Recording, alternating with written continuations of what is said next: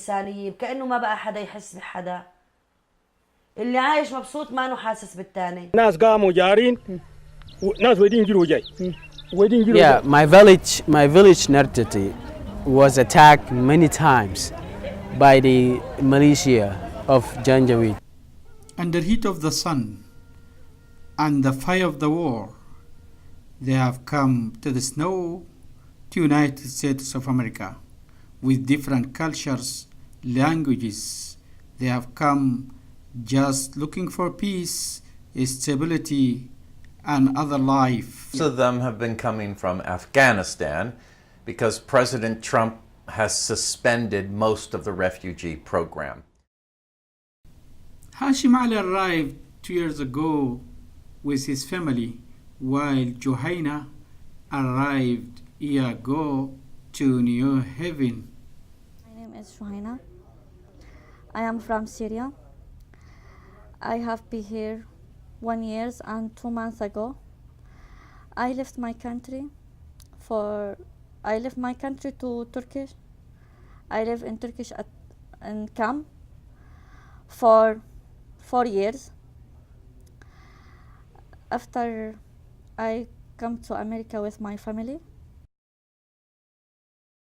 Johanna and her family escaped from the war that started 7 years ago.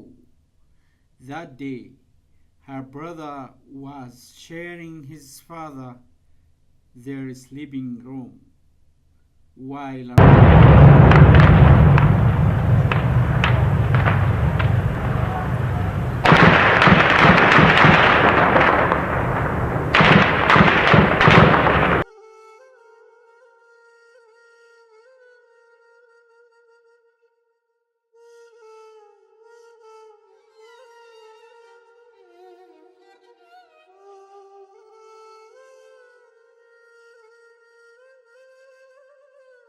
he doesn't speak English language. They have arrived to New Haven before the last presidential elections. They were very scared. They don't know what we'll do here and what about their future in a new country, in a new life with barriers. But IRIS Integrated Refugees and Immigrant Services welcome them in New Haven.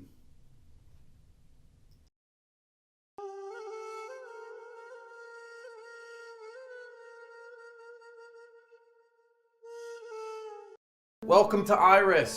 Welcome to Connecticut. Welcome to the United States. We have an incredible staff, an amazing team of volunteers.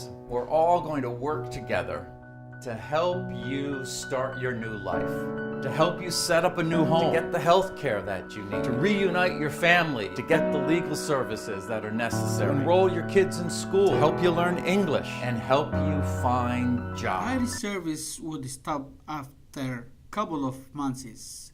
They don't have a job. Challenges that we face here are probably something that people can anticipate is language. English language is something that people are lacking, not all. But the first order of business is to get into English class. Hashim Ali has arrived before his wife and his daughter. Everything is different. The weather was very cold. He has never seen snow before in his life. He came from a very different weather. The other questions, how could communicate with the other people? How could find a job? And the big question, what about the English language? Then he found a job, and his wife has arrived also. But the income cannot cover his basic needs. Then his wife has found a job. She has found a job in a hotel. Hashim worked during the night shifts, while his wife works during the day shifts, but he cares about his daughter. I meet with them often to kind of help them navigate the world of employment in the U.S. And I set up interviews for them. I take them on interviews. A lot of the time, all they really need is moral support. But the situation is different for Juhaina's family. There are 7 members. They cannot work except Abdul Muhaymin, and the support cannot cover rent and utilities. Learning English, you better go to school, develop yourself, you know, and continue your school. Because if you educated, you will be able, you know, to support yourself and your family and your community and your country back home. And there's a say, if you want to develop your country, you have to take education seriously. I don't know any word English before, because in my country, second language in my country, French. Not the language only. Still, Juhaina is looking for solutions. You have to work as soon as possible. In the United States, the refugee program is very demanding, puts a lot of pressure on refugees to work as soon as possible. We don't have enough money to support people for a whole year. It's not like Canada, where you can take a whole year to learn English and to learn the culture and to relax and prepare for a job. That's not how we do it in the United States. Here, we say you have to hit the ground running.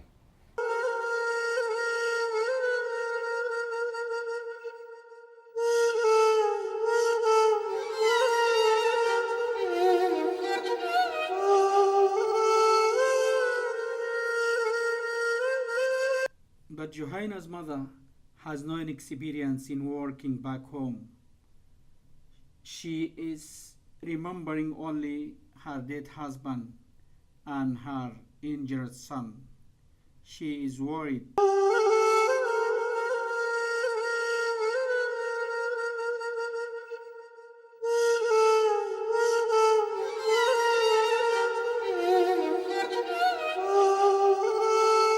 Our jobs are, well, our clients are working in manufacturing. There are a few factories here in the New Haven area, and people do assembly work or operate machinery. Some people who have a little bit of more experience may do some production quality control or product quality control. We also have a lot of people working in the service industry, like restaurants or hotels and various stores, supermarkets. Hundreds of refugees complain here in New Haven. The question of the beginning, it is not easy life. You work hard, you study English, you maybe go to classes in the evening. You're working during the day, you go to classes in the evening, then you can move up. This is the way immigrants have lived and started their lives for hundreds of years in this country. While his wife returns home, Hashim goes to school during the day. Then he would go to the work in the nights. I came in the US 2 years ago. When I came here, I find it very difficult situation because last time I don't speak English nothing, and then I don't know how to say people, and then I'm thinking, how can I find a job? How can I help my family? And then how can I go to school? And then now God bless me and God bless for everybody. Now I find it. And after the presidential elections, putting the people on notice that are coming here from Syria as part of this mass migration, that if I win, they're going back. They're going back. I'm telling you.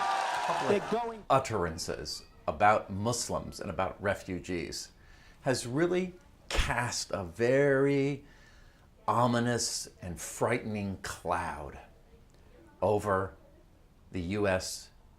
immigration and refugee tradition, so that maybe people who have negative attitudes, they feel emboldened by Trump's horrible, bigoted remarks about Muslims and refugees. And they're also repeating them. We have seen a slight increase in the number of incidents in school and right after Trump was elected, in just the general public, people saying negative things about Muslims and about refugees. That seems to have calmed down a little bit. But it is something that really is shocking. We have had clients come to me who are maybe working in a place that has a particular population working there, and there are many people in that group that work there, and sometimes they do things or make it uncomfortable for our clients so that they won't be part of their group, so they can feel left out. Sometimes our clients feel it's because the color of their skin, but mostly it's cultural.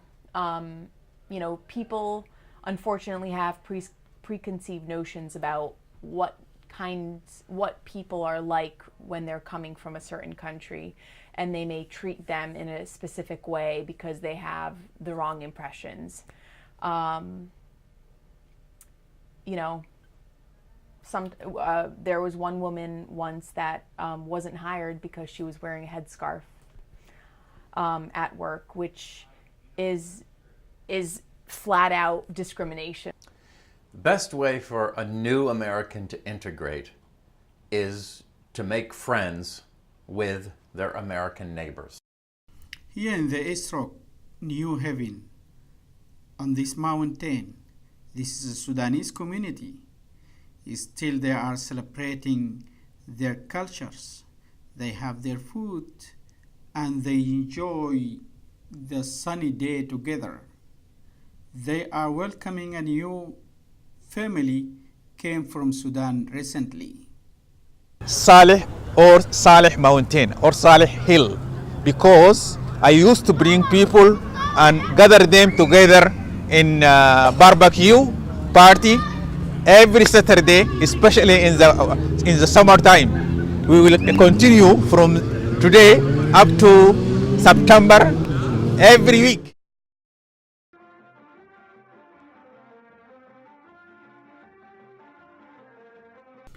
The first generation of the new Americans like to continue in their old cantons, but the second generation might engage in the new home. They would learn English language, might have good jobs, but who knows how could they break the barriers.